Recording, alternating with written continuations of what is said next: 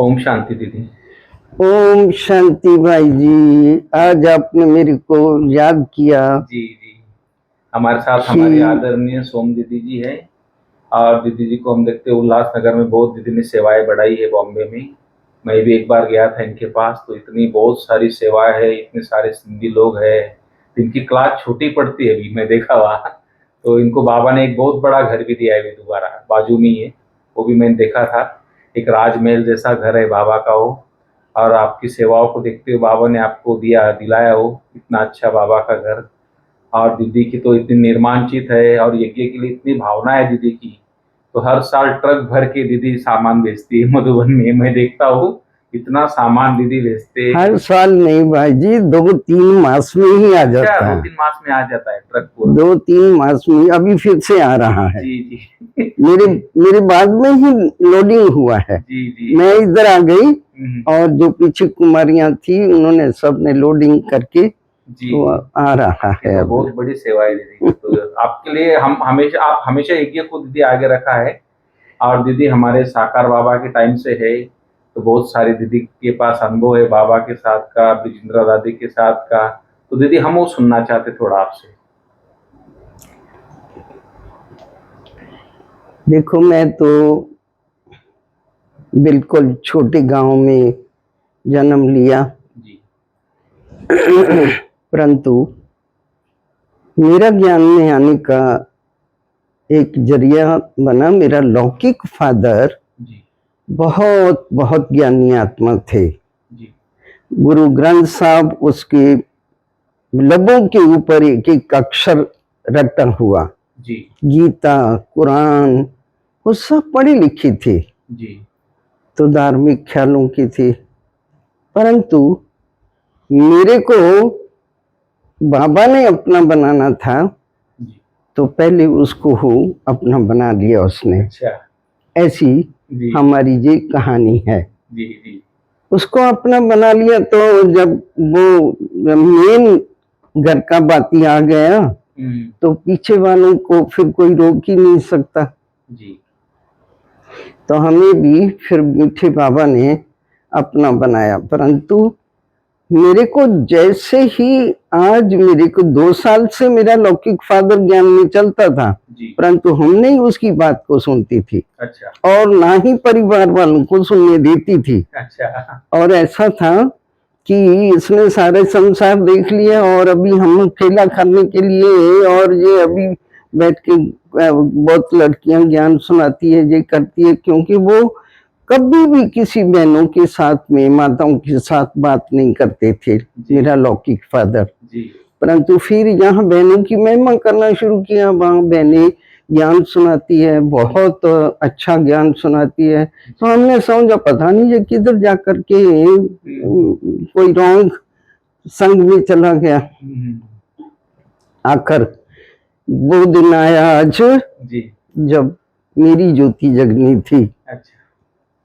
तो मेरा एक ही दिन का ये परिवर्तन है जी। दूसरा दिन नहीं। अच्छा। एक ही दिन का परिवर्तन है। बाबा को भी जाना जी, खान पान की भी धारणा जी, और दुनिया वालों के साथ मेरा कोई कनेक्शन नहीं रहा। जी, बस बाबा और मैं, यही मेरा। तो मैं बाबा को हमेशा ये कहती हूँ कि बाबा आपके तो बहुत है, पर मेरा एक आप हो। जी। सारी दुनिया आपको यूज करती है। मैं मीठे बाबा आपके आगे अर्जी डालती हूँ कि आप मुझे यूज करो। जी। मेरा एक श्वास भी आपके बिगर व्यर्थ नहीं चले जावे, क्योंकि मेरा एक ही आप हो, दूसरा कोई और मेरा है ही नहीं। जी। तो ऐसे करते करते फिर मेरा अचानक दादी ब्रिजेंद्रा के पास, मैं मधुबन में थी, तो दादी के साथ मेरी उधर छोटी सी मुलाकात हुई। और मुलाकात होने के बाद फिर लंबी कहानी हो जाएगी।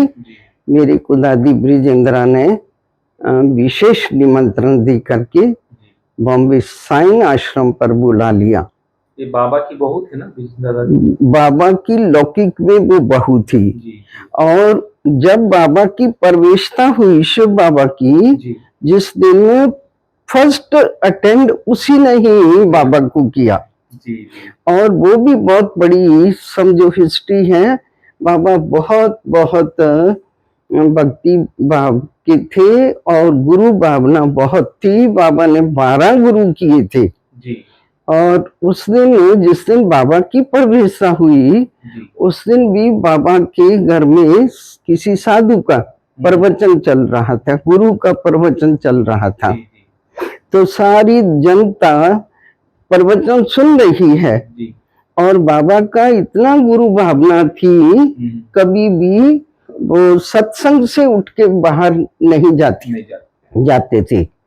पर उस दिन क्या हुआ, बाबा उठ करके सत्संग चल रहा है, बाबा रूम में चले गए। तो दादी ब्रिजेंद्रा जो बाबा की लौकिक बहू, और वो देख रही थी कि बाबा अंदर रूम में चले गए उठ करके। कभी भी ये बेरिस्पेक्ट का मतलब उनका लगता था कि ये रिस्पेक्ट नहीं है गुरु का, जो बीच में से उठ जाना। तो अपनी सासू को बोला, बाबा आए नहीं वापस लौट के, सत्संग से उठ गए, रूम में चले गए, वापस नहीं लौट के आए। तो दादी ब्रिजेंद्रा ने अपनी सासू को बोला, अम्मा बाबा रूम में गए, पता नहीं शायद बाबा की तबीयत ठीक नहीं है, अगर आप कहो तो मैं बाबा को देखूं। तो उसने बैठे बैठे सत्संग से ही बोला कि जाओ देखो। तो जब वो जाकर के देखी तो उसने, तो जैसे नहीं यहाँ अपन योग तपस्या में लाल बत्ती जलाते हैं तो सारा कमरा रेड रेड हो जाता है। तो बाबा गुम थे, तपस्या में बैठे थे और सारा रूम लाइट से संपन्न था और घूंघट निकला हुआ था दीदी का, और वो भी बेसुध हो गई, उसका भी घूंघट उठ गया। और ये यहाँ तक बात मेरे को दादी ब्रिजेंद्रा के मुखारबिंद से सुनने को मिली। उसके बाद में फिर काफी समय तक ये बातें चलती रही। तो बाबा एक दिन बैठे थे और बाबा को थाली परोस करके भोजन की लेकर के गई, और जैसे ही बाबा बेगाने बन गए, एकदम जैसे बेसुधी हो जाती है इस प्रकार से हो गए। तो बाबा जैसे ही बैठे थे और वो भोजन की थाली हाथ में थी, तो जैसे ही लेके गई बाबा के सामने, तो वो भोजन की थाली हाथ से छूट के भोजन सारा बिखर गया। आदि आदि ये फर्स्ट कहानी दीदी की बाबा के साथ में, जिस दिन बाबा की प्रवेशता हुई उस दिन की ये बात है। और पार ब्रह्म में रहने वाले को जो आत्मा फर्स्ट उसका अटेंड करे, उसकी पदरामणि देखे, वो आत्मा कितनी महान होंगी। मुझे उसके साथ में अंग संग रहने का 6 साल तक उनके साथ में मैं रही। पंजाब में दीदी? नहीं, बॉम्बे में। बॉम्बे में मेरे को दीदी ब्रिजेंद्रा ने खास निमंत्रण दे के बुलाया। बड़े दीदी, बड़े दादी, उन्होंने को बोला कि उस बच्ची को मेरे पास भेज दो। तो मैं यहाँ आ गई, बॉम्बे में आ गई। तो ये बातें मेरे को सुनने को मौका मिल गया। तो जैसे ही मैं सुनती थी तो मुझे हमेशा कहा करते थे, तुम ये सबको सुनाना। मैं सुनती थी, सोचती थी कि मैंने कभी कुछ अक्षर नहीं बोला। तो ये मेरे को बोलती है कि तू सबको सुनाना। मैं कैसे सुना सकती हूँ? पढ़ाई ना लिखाई कुछ भी नहीं। मैं तो हमेशा कहती हूँ, देखो 0-0 और बाबा की बन के मैं हीरो बन गई। तो आदि आदि ऐसी कहानी थी। तो एक दिन की फिर ये बात है, बाबा का जैसे ही, ये अज्ञान काल की बात है। बाबा के बाहर रूम में बहुत बड़ा एक गार्डन था जिसमें घास बीस लगा हुआ था। तो बाबा रूम से बाहर आए घास में, तो बाबा के पैर को सांप लिपट गया। अच्छा। तो बाबा ने आवाज दिया, बच्ची यहाँ कुछ वायर है क्या? तो उसने अंदर से निकल करके लाइट किया तो बाबा के पैर को सांप लिपटा हुआ था। अच्छा। तो उसने बहुत जोर से आवाज किया, बाबा सांप। बाबा ने कहा शांत, शांत करा दिया। अच्छा। कुछ नहीं बाबा ने बोला। फिर थोड़े समय के बाद ऐसा पैर किया बाबा ने, तो वो सांप नीचे गिर गया, टांग को लिपटा हुआ गिर गया। बाबा को काटा नहीं उसने, सांप ने। उसके बाद वो वहां का वहां ही बैठा रहा, हिला ही नहीं। अच्छा। कुछ नहीं उसने किया। उसके बाद बाबा देखते रहे और सारा परिवार भी देखते रहे कि ये सांप तो हिलता ही नहीं है। तो फिर बाबा ने कहा कि सुतार को बुलाओ, बच्चे के लिए रूम बना भी, बॉक्स बना भी, रूम बना भी। तो वो सुतार ने रूम बना दिया जी। रूम बनाया, तब तक वो कौन नागदेव जी वहीं बैठे रहे। अच्छा। इधर उधर हिले ही नहीं। फिर बाबा ने कहा कि इसको उस रूम में डाल दो। रूम बन गया, रेती आ गई, रेती बिछाया और उसमें डाल दो। उन्होंने उठा के उसमें डाल दिया। अच्छा। फिर भी वो शांति रहा, कुछ नहीं उसने किया। अच्छा। फिर बाबा ने कहा दूध इस बच्चे को पिलाओ।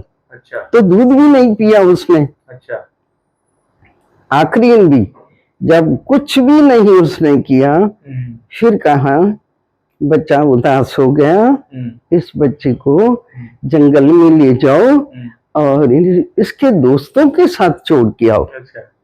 फिर उस सांप को जंगल में छोड़ के आए। ये मीठे शिव बाबा के रथ की अज्ञान काल की भावना, अज्ञान काल का सांप के साथ खेलना और उसके साथ व्यवहार करना इस प्रकार से रहा। दीदी सांप की बात पांडव भवन की सुनाते। पांडव भवन तो एक पूरा चारों तरफ जंगल टाइप था। जी जी जी। कई बार सांप आ जाते थे तो बाबा उनको उठा के फिर छोड़ता था। हाँ, बाबा ने तो ये आपको बाबा की सांप की बात सुनाई ना। जी जी।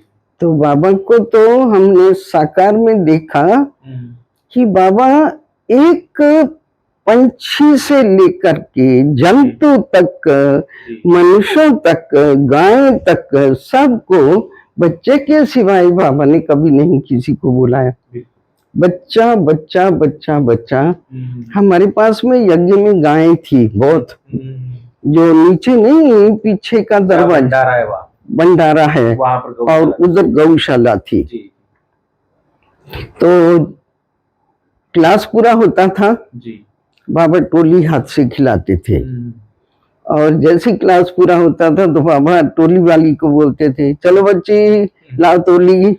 ऐसी तोतली भाषा में बाबा बात करते थे। टोली आ जाती थी, सबको बाबा अपने हाथ से टोली खिलाते थे और फिर बाबा कहते थे जाओ बच्चियां, गायें हमारी बच्चियां बहुत अच्छी हैं, उनको भी टोली खिला के आओ। गाय को भी बाबा टोली खिलाते थे।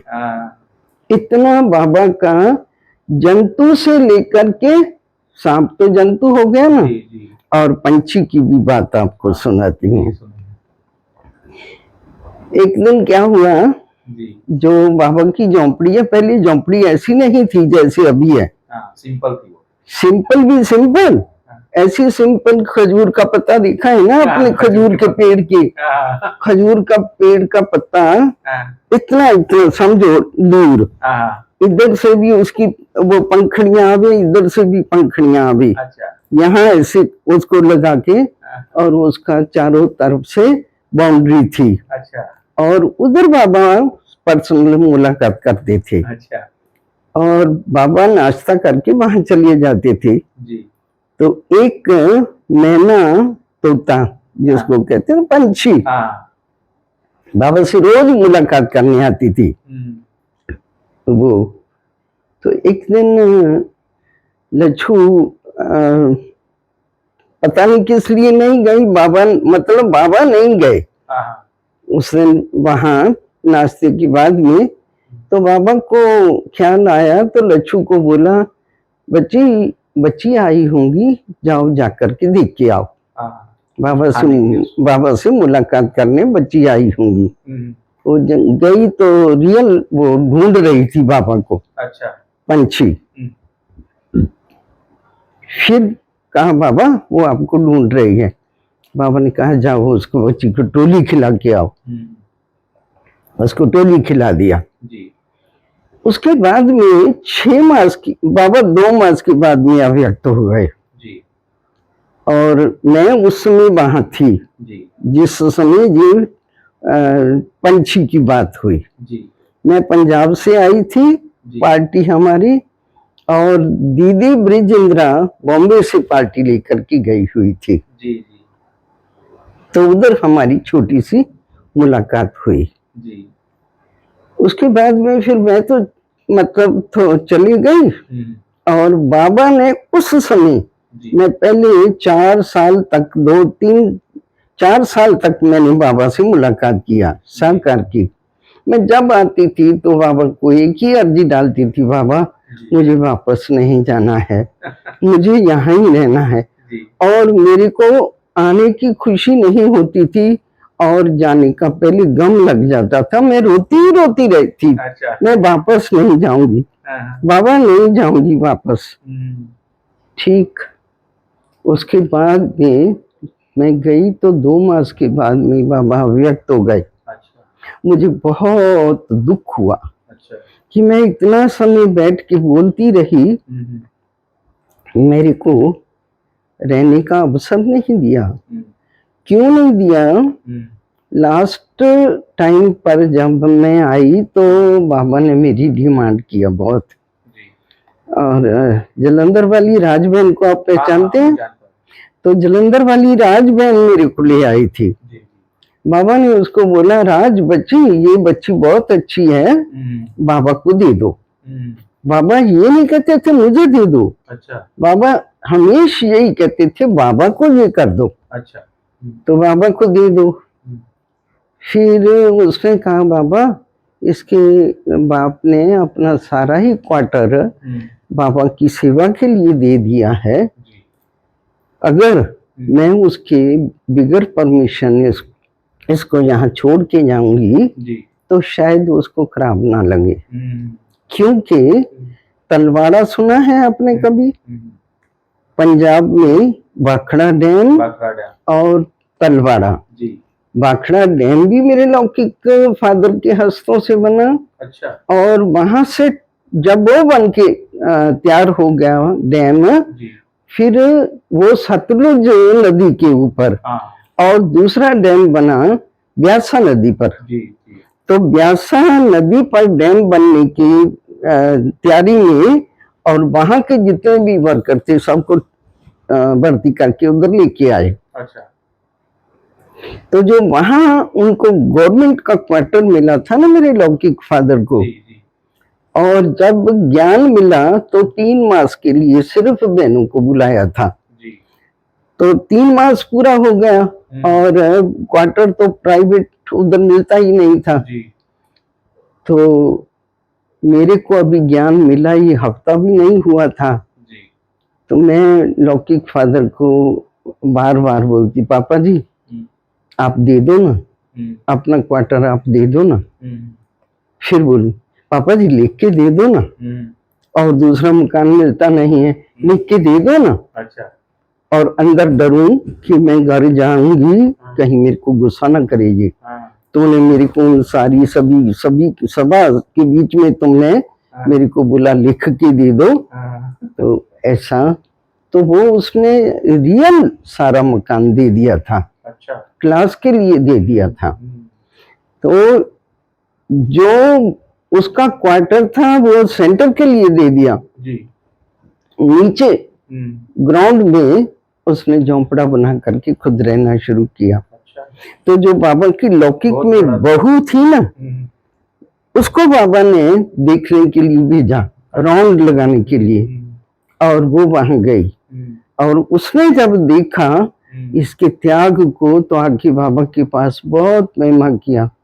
बाबा उस बच्चे का तो क्या त्याग देखो, महल छोड़ करके झोंपड़ी में रह रहा है, इतना उसका त्याग है। तो ऐसी ऐसी बातें बाबा ने मेरे को देखने के लिए, मेरे को चेक करने के लिए भेजा। और फिर बस थोड़े ही समय के बाद, 6 मास के बाद, मैं बाबा के पास मधुबन में आ गई। और मधुबन से फिर दीदी ब्रिजेंद्रा ने मेरे को बुलाया, और फिर दीदी के पास में मैं 6 साल तक कंटिन्यूस रही। उसके बाद फिर उल्लासनगर की सेवा के लिए भी दीदी ने ही मेरे को तैयार करके भेजा। और मैं जब से लेकर के 76 से लेकर के मैं वहाँ ही हूँ, उल्लासनगर में ही हूँ। तो दीदी बहुत सेवा की आपने उल्लासनगर। अभी बहुत सेवा मैंने ही किया, वो तो करण करावण हार स्वामी बाबा है, कोई भी नहीं कर सकता। अगर बाबा को अपनी सेवा लेनी है तो भक्ति मार्ग में तो पत्थरों से भी उसने सेवाएं करवाई। हम तो फिर भी उसके बच्चे हैं। दीदी ये जो हॉस्पिटल दिया है ट्रॉमा के बाजू में शुरू में तो आपकी कोई लौकिक वालों का है?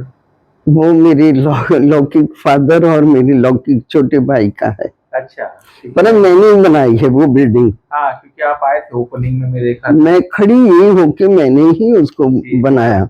वो जो पंछी की बात मेरी अधूरी रह गई।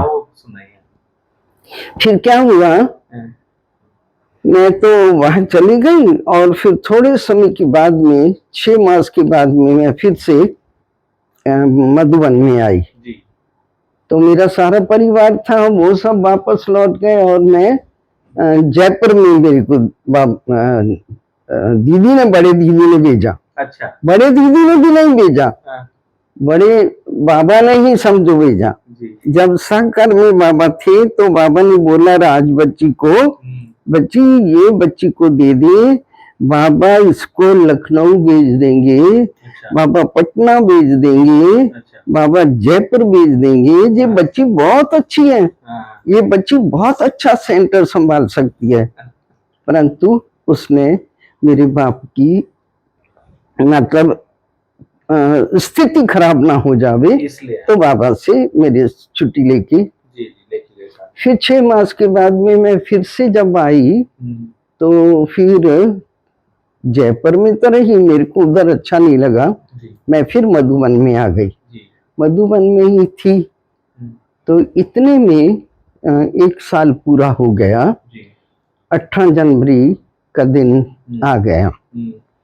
18 जनवरी के दिन हिस्ट्री हॉल तो पता ही है आपको कि संदलियां कहाँ होती थी, 3 संदली पड़ी होती थी, और पीछे अभी तो वो पीछे का दरवाजा बंद कर दिया, खिड़की बना दिया, पहले दरवाजा होता था वहां। तो मैं दरवाजे के पास बैठी थी, और बाबा अव्यक्त में यहाँ थे। तो बाबा ने मुझे बुलाया, मैं बहुत डर गई, और बड़े दीदी बहुत स्ट्रिक्ट थे। फिर उठी गई, फिर से बाबा ने बुलाया, फिर मैं उठ के आई, तो मैं जैसे फ्रिज जो पड़ी है ना, ऐसे बाबा यहाँ बैठे हैं, मैं फ्रिज में वो उधर बैठ गई। बाबा ने कहा ऊपर आओ, मैं ऊपर भी नहीं आई। फिर बाबा ने जैसे छोटे बच्चे को नहीं उंगली से पकड़ के साथ में बिठा लिया। तो ऐसे करते बाबा ने बहुत प्यार मेरे को दिया। और एक गुरु ग्रंथ साहब में श्लोक है, और वो उसमें श्लोक तो अभी मेरे को याद करना पड़ेगा। उसमें है कि साथ बैठ करके, साथ बैठने का है, और शोभिए उसके साथ बैठने का। मैं वो अनुभव करती हूँ कि वो मैं ही हूँ जिसको बाबा ने साथ बिठाया संदल पर। उसके बाद में फिर जो ये बात हुई ना कि पंछी का क्या हुआ, तो 6 मास के बाद में फिर 18 जनवरी के दिन सुबह 5 बजे फुल क्लास बरी हुई है। तो वो पंछी जैसे ये दरवाजा उधर दूसरे साइड का दरवाजा है, तो सारी दादियां ऐसे गोल चक्कर में बैठी थी और सारा हाल भी भरा हुआ था। वो पंछी उस दरवाजे से आया और बैठी, एक एक दादी की दृष्टि लिया। उस पंछी ने बिल्कुल नहीं डरा। और उसके बाद में फिर जब देखते रहे, सब दादियां देखती रही, तो दादियों को, दीदी को याद आया कि ये वही मैना है जो बाबा से मुलाकात करने आती थी। तो दीदी ने कहा कि इसको टोली खिलाओ। तो लेने के लिए गई टोली लाके उसको दिया, उसने नहीं खाई टोली। फिर दीदी को ख्याल आया कि आज जो 18 जनवरी के दिन भोग लगता है वो दूध और फल का ही भोग होता है, तो इसको फल खिलाओ। फिर फल लेके आए और काट के उसको खिलाया, उसने फल खाया पंछी ने, उसने। ये उस पंछी की कहानी। और 2 लाइन के अंदर, पहले इसमें और फिर दूसरे रूम में, बीच में वो पंछी घूमता रहा। अच्छा। ये वो मैना, ये हमारा आंखों देखा हाल है। तो ये है भगवान की दृष्टि जीव जंतु के ऊपर भी पड़ी, वो भी बाबा के बच्चे ही रहे। बच्चे बच्चे बच्चे बच्चे कह करके बाबा ने सबको पुकारा। और ये बाबा ने वरदान मुझे भी दिया। रोटी बना रही थी, बाबा मेरे पीछे आके खड़े हो गए। बाबा ने कहा कि बहुत अच्छी रोटी बच्ची बना रही है। खड़े रहे, मेरे को पीछे निहारते रहे, मेरे पीछे खड़े रहे। और आप विश्वास करेंगे, मैं कोई भी चीज बनाती हूँ, ऐसा बाबा ने वरदान दे दिया। कोई मेरे को पता नहीं, किसी को भी पता नहीं होता कि ये चीज किसने बनाई है। किसी को भी खिलाएंगे तो सब बोलेंगे ये दीदी ने बनाई है, पता चल जाएगा। अभी तक भी इतना बाबा का वरदान मुझे प्राप्त। साकार बाबा की बातें तो कितने समय बाबा के साथ में मेरे को रहने को मिला। एक बार बाबा के साथ में आप जैसे जंग और बाबा बुजुर्ग बुढ़े जो ऊपर नहीं, मेडिटेशन हॉल के ऊपर सीढ़ी है, वहां ये उधर बगीचा होता था, पुल।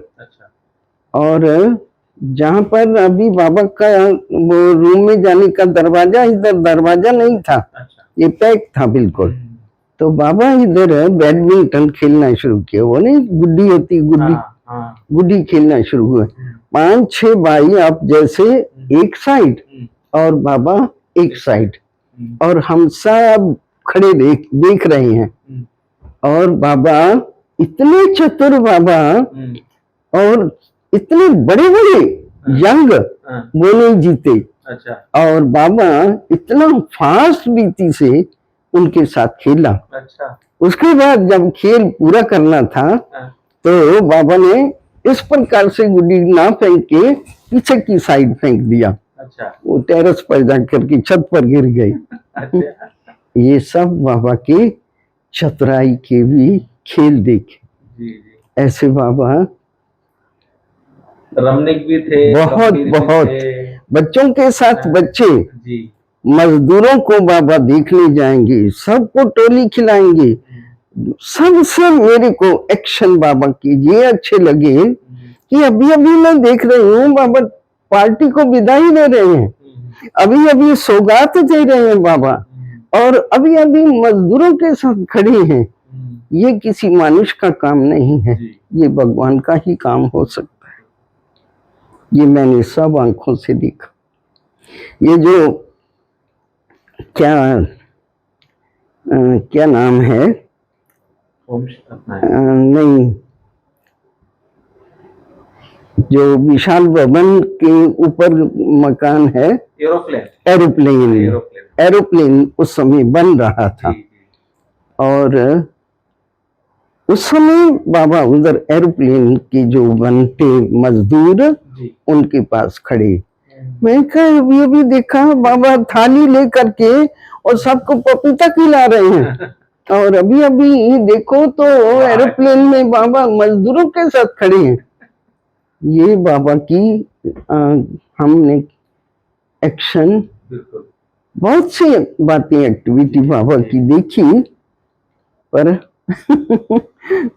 दीदी आप तो पूरा हमको बाबा के साथ का अनुभव करा दे, इतना आपने बढ़िया सुनाया और हम तो वहां पहुंच गए थे जैसे आपने सब बातें सुनाई। बहुत अच्छा लगा दीदी, बहुत बहुत थैंक्स, इतना टाइम आपने दिया। मेरे को, मैं कहूंगी कि मेरा खुशकिस्मत जी जो मुझे बाबा की बातें सुनाने का। नहीं, मैं 2 दिन से सोच रहा था आपसे बात करें, लेकिन आप इतना बिजी शेड्यूल था आप लोगों का जी कंटिन्यू जी मीटिंग में, मैंने कहा भाई इतना थक के आते फिर कैसे बात करें। कुछ आज बात देखा नहीं, जो सेवा की बात हो गई तो ये तो सेवा है ना। सेवा जी तो थैंक यू दीदी, बहुत बहुत ठीक, थैंक्स आपका। ओम शांति।